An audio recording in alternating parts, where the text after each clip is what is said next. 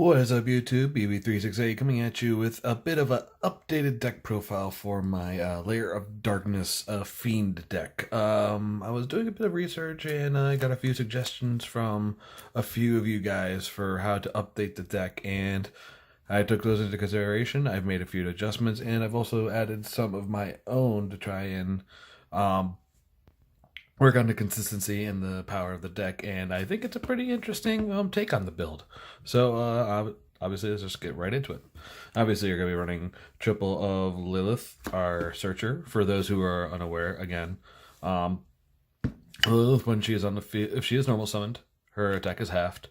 The nice thing about her is during either player's turn, it's a quick effect that you can tribute a dark monster on the field to search 3 normal trap cards, shuffle them up, your opponent picks one, and you get to set that automatically to your side of the field. So, obviously, any key trap cards you were looking for to add to your field, she's going to be your boss monster. Plus, again, it is very nice to have be able to tribute a monster during either player's turn, especially if they're dark. So you mix this with Lair of Darkness. Any monster that they summon that becomes a problem card for you, activate your effect, tribute that monster, get a search card out of it. Pretty good. Obviously, you're going to play 2 of your. I went from 3 to 2 of the Darkest Diabolos, and for again those who don't know, if a card is tributed, I believe that the ruling is during either player's turn, you can special summon this card from your hand or your graveyard, and also only during your turn, I believe, you can tribute a card to send 1 card from your opponent's hand to the top or bottom of their deck. So all hand control. Again, with this update of this deck, it is another hand control variant. So, I mean, that's my play style I like to play with. It's up to you guys how you want to run it, but this is the way I'm going to be doing it. Then, obviously, you're going to be running triple Aruma. Originally, this card was for draw power, but now the main reason for this card is definitely just for Lair of Darkness. No reason to be summoning this card to the field at all to get any more draws. As soon as I see this card, it's automatically going into the grave to search for Lair of Darkness. There's no reason for this to be hitting the field at all. The one thing that basically I changed for this deck is I'm adding in Dark World. I play 2 Graphas. Obviously, discard this card, pop a card. If it's discarded by your opponent's card effect, pick a card from their hand. If it's a monster, special summon it to your side of the field if I can, which is very nice. I run 3 Brow. So this is where I get to add my draw power from my hand instead of on my field. And also, you'll see why I'm kind of including Grapha with Dark Worlds once I get into my trap lineup, basically. And then I only run 2 Snow. Snow is just there to either get into my Brow or to get into my Graphas, because Grapha is going to be the resurgent boss monster that I can use for viruses and everything else that I'm playing included in this deck. So it's a very interesting take on the deck. My play testing has shown that it is a lot more consistent this way. So again, we'll see how it plays when I get to my locals. Hopefully this Wednesday, I will try and play this deck to see how it does with the current meta. Again, I'm not saying it to be very competitive, but it is a fun deck. And obviously just your 1 tour guide. It's a very short monster lineup, but very necessary overall for the way that it's done. And so far, as far as my testing, it has been very consistent so far. Obviously, you're going to be playing triple Lair of Darkness. Use basically, again, for those who don't know, all face-up monsters become dark. I can tribute monsters on my opponent's side of the field to activate my card effects. So viruses, trance, Diabolos, I can tribute my face-up opponent's monster. If it's dark, send it to use this effect. Very good card, very controlling. And according to the opponent's turn, depending on how many times stuff was tributed, whether for viruses, for monster effects, for summons, they get a token as well. So it is a way to clog up their side of the field and also give me tokens for link summoning and whatnot. So again, it's kind of a key card for this.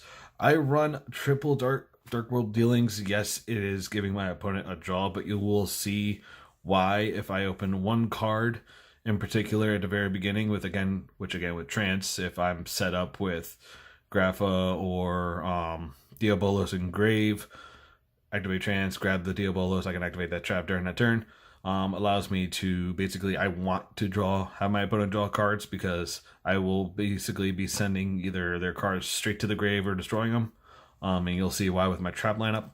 Obviously, again, getting more information on my opponent's hand. You play triple dragged, which again with all of my fiends is not really that much of an issue now. Maybe the only one is maybe Tour Guide, but even then still.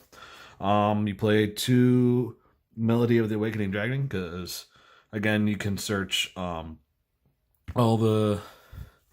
Let's see, you can search just my 2 Diabolos. So 9 times out of 10, discard Grapha, grab Diabolos, and just continue on from there. It's a pretty good card. Again, get rid of a key, get rid of another dead card that doesn't work for me for that turn. 1 Foolish for Diabolos or for Grapha. Again, easy way to get a boss monster out of the field, especially if I have a Brow or a Snow in my hand, just to summon and just be able to beat face. And then, of course, the 1 card Destruction for, again, allow my opponent to draw. You'll see with the traps that are coming up next. Obviously, going into the traps. This was definitely a suggestion by one of you guys. Sorry, I cannot remember your name, but seeing this card, what it does, and with the next trap card, you'll see why this card is very, very busted for this. Trap Trick's Reincarnation. Banish all cards in my opponent's hand, and if I do, they draw that many cards. You combo this card with Grinning Virus, or obviously with the Eradicator Virus. Basically, the way that this will work is you activate this card. Opponent bashes their entire hand. You either chain it with one of these 2. Any cards they draw into their hand, you get to see everything. And if you activate the Grinning Virus, they destroy monsters up to, like, there's 500 attack intervals. So let's say I tribute Diabolos with this card. My opponent has to destroy 6 cards in his hand or in his deck and send it to the grave. Some might say that's a really bad idea, but the thing is that any cards that are destroyed with this effect that are sent to the grave do not get to activate their effects that turn. So cool. And also, if the card that was used for this card to for the tribute for cost, if his attack is over 2,000, any card that my opponent draws and it's a monster is automatically destroyed and sent to the grave.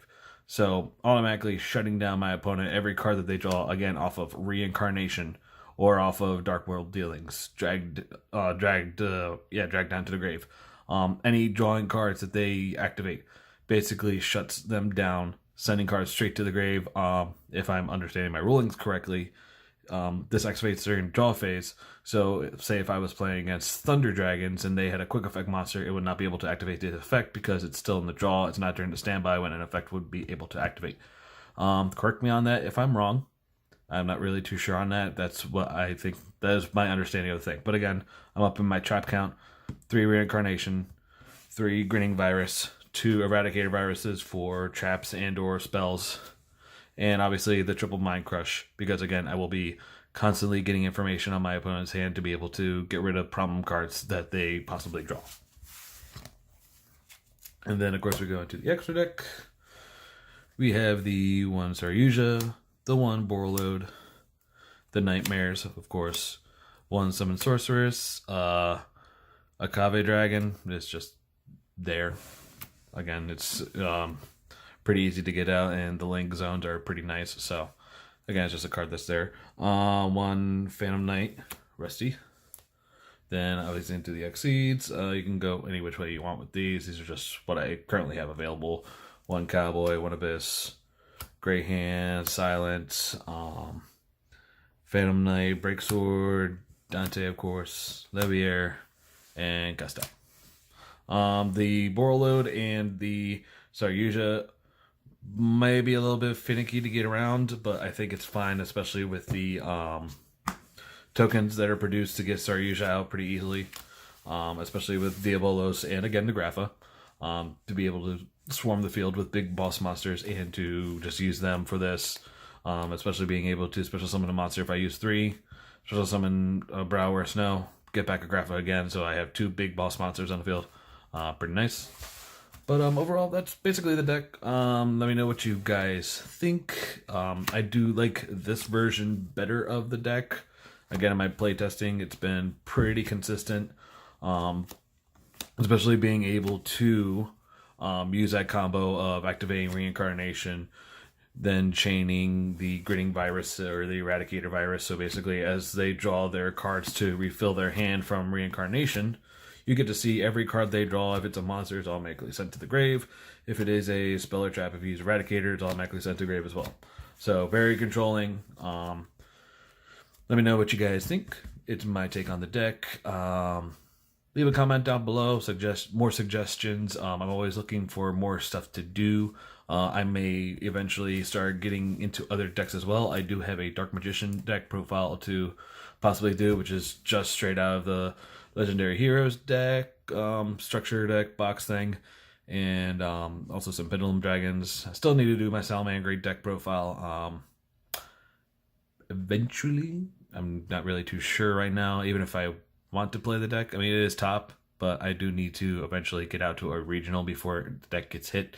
Unfortunately, there are no good regionals in my area, so I'll eventually figure that out. But again, leave a comment down below, suggestions, thoughts on the deck, anything else you guys want to talk about.